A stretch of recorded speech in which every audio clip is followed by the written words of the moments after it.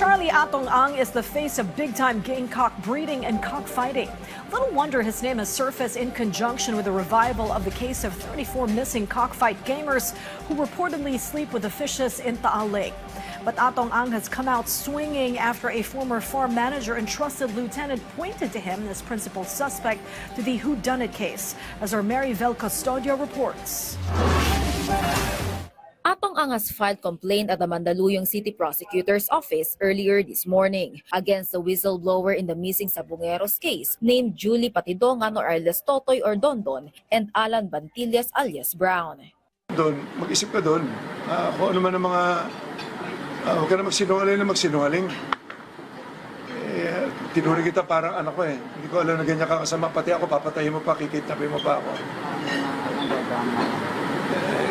Yun lang, ganun lang kasimple. Kailangan ko ng proteksyon na ng sarili ko na. Tsaka ang grupo namin kawawa na kami masyado. That was Atong Ang's message after the whistleblower allegedly involved him in the disappearance of the Sabongeros, who were allegedly killed and whose bodies were allegedly dumped in Taal Lake. Ang filed complaints of attempted robbery with violence and intimidation, grave threat, grave coercion, incriminating against innocent persons, and slander. According to Ang, contrary to the claim of alias Totoy, he did not offer 300 million pesos. Instead, he alleged that his accusers tried to extort money from him. Punot-dulo talaga nito, pera. Lahat ng grupo namin tinatawagan nila eh. Pareho kagabi lang to. Ang sabi sa akin, mga 11, 10, tulog na ako, tinawagan ako. Yung isang partner namin. Sabi ganun na tulungan daw si Dondon kasi tatakas na. Bigyan na lang daw ng pera. So, yung 300 million talaga, binanggit niya sa akin. At in fact, tinanong niya ako kung kumusta daw yung boss. Sabi ko, wala namang nasasabi. Sabi niya sa akin na galit daw sa kanya, pinagmumura siya. Talagang pinagmumura, galit na. Sabi ko, ano naman, bakit? Kasi na-mention nga daw niya yung 300, bayaran na lang daw si Dondon para makaalis na sa... He also strongly denied any involvement in the alleged illegal, heinous, and criminal activities being linked to him. According to the businessman, he has been cooperating with authorities since the investigation into the missing Sabongeros began to clear his name.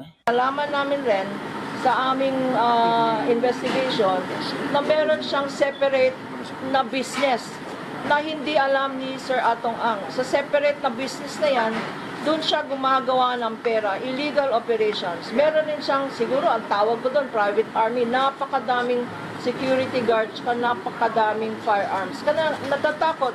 Yung mga alam ang ginagawa nitong Dondon na to, ay natatakot mag-come forward because may sariling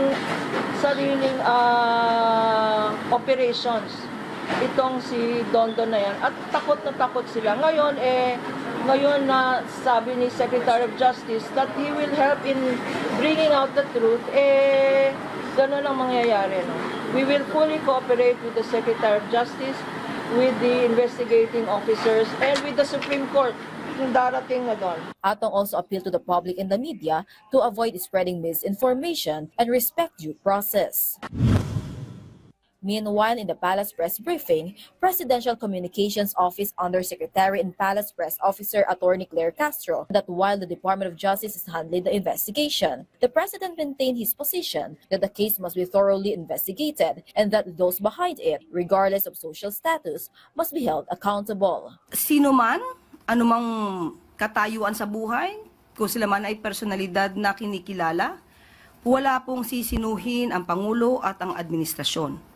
Kung may dapat na panugatan, dapat lamang pong maimbestigahan ng mabuti para mabigyan ng hustisya ang mga pamilya ng sinasabi nating missing Sabongeros. When asked if alias Totoy could possibly be a state witness, Undersecretary Castro told the press that matter will be up to the DOJ. I-evaluate po ang testimony niya at kung sino pa yung ibang mga witnesses na pwedeng gawing state witness. Depende po yan sa kanilang katapangan, sa katotohanan na sasabihin nila, at yung pagkakataon na mag-recant sila ng kanilang mga testimony, so dapat nandoon yung tapang. Vel Custodio for the National TV Network for a new and better Philippines.